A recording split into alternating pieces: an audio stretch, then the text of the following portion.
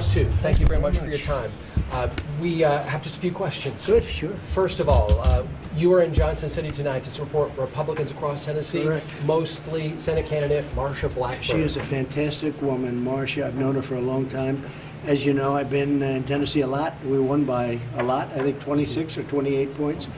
And Marsha's been there for so long with us, and she's going to help us so much. We need the votes because if you look at what they're doing in the Supreme Court, if you look at what they're doing to us on trade, the other side, meaning they want literally bad trade deals, they want open borders, crime pours in. She will be incredible. She'll be a tremendous, solid vote for us, and it's very important. And her opponent would be a disaster for us. He'd always vote with Schumer and Pelosi and Maxine Waters and that group, and there'll never be a time when he votes for us. This is a tight race in Tennessee, which is a firmly Republican state that voted for you. Why do you think this is such a close race at this point? Well, I just think probably when they get to know Marsha, you know, she was always from a certain area, but she's a Tennessee person. She loves this state. She loves the people of the state. And also he was known. He was pretty well known. But you take a look at your Second Amendment, he'll do damage to that. You take a look at trade, he'll do tremendous damage to that. Raise your taxes, she's going to lower taxes. We're going to be lowering taxes again.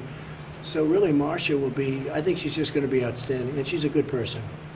Mr. President, today you announced the new trade deal, right, and did it from the Rose Garden. Right. Right after your announcement, Senator Lamar Alexander said that he had concerns about ongoing tariffs and the impact on Tennesseans, specifically the automobile industry. For Tennesseans tonight, why is this new deal a good thing? Well, it's a great thing, and I'm not using tariffs. I use tariffs to get the deal, because if they weren't willing to make a deal, as an example, Mexico or Canada, then I would have used tariffs. But we're not going to need tariffs now because we were able to make the deal. So we're not doing tariffs with respect to this, other than we use it as a negotiating point, and now I can say it. Frankly, if we didn't make the deal, I would have used tariffs, because it's a far greater, better thing than what was happening, because NAFTA was a disaster for our country. We lost millions of jobs. We lost thousands of companies, and I would not have allowed that to happen. So we're terminating NAFTA. We have a new trade deal that's going to be incredible for Tennessee. It's going to be fair. It's going to be a fair deal. You know, NAFTA was a one-sided, horrible deal. It was good for Canada, good for Mexico, bad for us. So Tennessee's doing well anyway with all of our economic policies, but this is the capper. This is the thing that really will put it into a league that will be pretty much unsurpassed. You spoke very vehemently in support of Judge Brett Kavanaugh today in the White House Rose Garden. Has there been any update that you're aware of in the FBI's investigation today? Well, nothing that I know now, but I will say the FBI is doing pretty much as the Senate wants, and we want to know everything. He's a fine man. He's had a great, incredible career. He was a top student, top intellect, the kind of guy you want. People are really loving everything except for the way he's being treated so badly by the Democrats. I mean, so badly. It's a very unfair situation. So we think he's going to be in good shape, but we like the idea of the FBI looking for the 7th time. This is number 7, by the way. This is the 7th time they will have looked. And we think that he's going to be in great shape, and hopefully in the very near future they'll take a final vote. You named names when it came to people in the Senate who were questioning him today. What do Americans need to take from your approach to that news conference today, where you called people out? Well, I did call people. You look at Blumenthal, where he was a person that said he went to Vietnam and he was a great war hero. He was never in Vietnam, and yet he's standing up there saying we want honesty, we want all sorts of things, all good things. But you take a look, he talks about transparency.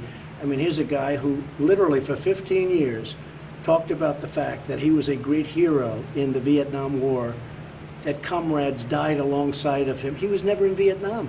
And then he's talking about we want honesty. Cory Booker, who was a disgraceful mayor at Newark, New Jersey, he ran it into the ground.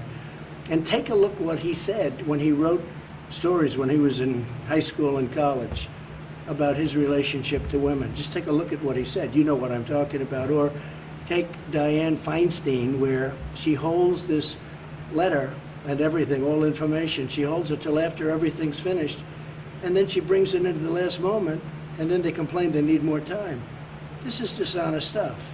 So we think Brett's going to be fantastic. I can tell you the people of Tennessee love our very conservative Supreme Court justice. Final question, is there anything the FBI could tell you at this point that would cause you to rescind your nomination of Brett Kavanaugh? Well, look, if they come in with something negative, I don't expect that. He's had an unblemished 30, 35 years. He's been a top judge, highly respected. People thought he'd be a Supreme Court judge for the last 10 years. He was meant for it. He was #1 at Yale, I believe.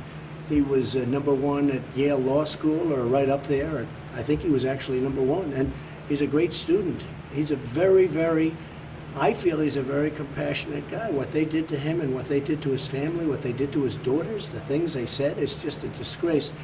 And they shouldn't be allowed to get away with it. Do you have any idea when you'll hear the results of the investigation? I think pretty soon. I think it's going to move along quickly. We want to move it along quickly. They want to take a vote and hopefully get him approved. We did Neil Gorsuch, and that was tough, but not like this. Nothing's been like this. Nobody's ever seen anything. This is just people that want to obstruct the Democrats. They want to obstruct. They want to resist. They run on resist. Just resist. They resist everything. And there are a lot of bad people. When you look at what they did and what they're doing to that family of a man who's a highly distinguished man who's had a tremendous career, it's very sad, actually. What are you going to tell this crowd as you're being pulled from the road? Well, we have a very big crowd. I was told they have like tens of thousands of people that can't get in. And I'm going to tell them that I love this state and that Marsha Blackburn will be a great senator. She's a professional, she's a great person, and she'll always give us the vote because, you know, Tennessee likes what I'm doing. And you see what I'm doing. Even with the trade deal that was announced with Mexico and Canada, this is a great deal for this state, you know, for Tennessee, for the country. But she's going to be a vote for us, and Bredesen will never be voting for us. He's going to vote the way Schumer wants. He's going to be voting the way Nancy Pelosi wants. We don't want that. That's not what we want. We have to have somebody that takes our agenda, because we have a tiny majority. But literally, I always say it's a majority. If somebody has a cold, if somebody's not feeling well, you don't take the vote. You know, we have one person missing, and it's we have to wait around. We need more people, and she will be a great senator. President Trump, thank you for your time. Thank you. Really Thank you appreciate very your time much. with local television as I well. appreciate it. Thank you, sir. Thank you. Thank you Enjoy very it. much. Thank you.